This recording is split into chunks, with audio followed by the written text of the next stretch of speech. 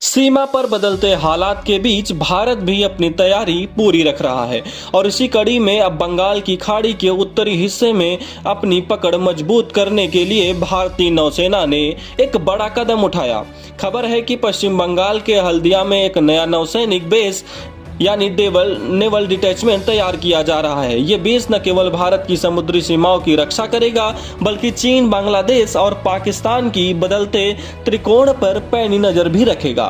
हल्दिया की लोकेशन रणनीतिक रूप से बहुत अहम है। कोलकाता से करीब 100 किलोमीटर दूर स्थित ये बेस सीधे बंगाल की खाड़ी में खुलता है। इसकी सबसे बड़ी खासियत यह है कि अब नौसेना को कोलकाता से हुगली नदी के जरिए होने वाले लंबे और समय लेने वाले सफर की जरूरत नहीं पड़ेगी। जैसे ही कोई खतरा दिखेगा, नौसेना के जहाज हल्दिया में सीधे एक्शन मोड में आ सकेंगे।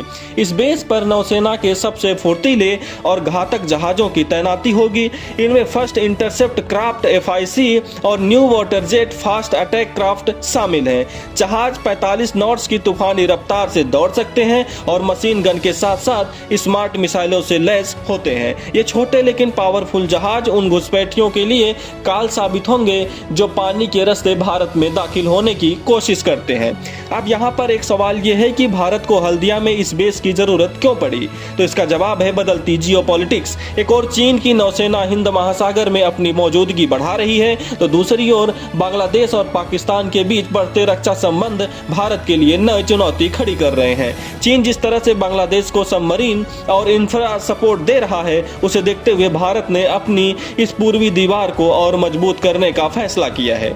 हल्दिया का ये बेस इसलिए हमारे लिए जरूरी है क्योंकि बंगाल की खाड़ी में भारत की क्विक रिस्पांस टीम का ये केंद्र बनेगा। घुसपैठ रोकना हो, तस्करी पर लगाम लगानी हो या फिर चीन की हरकत पर नजर रखनी हो, हल्दिया से अब नौसेना हर खतरे का मुकम्मल जवाब देगी। साफ है कि समुद्र के इस हिस्से में अब भारत की मर्जी के बिना एक पत्ता भी नहीं हिलेगा।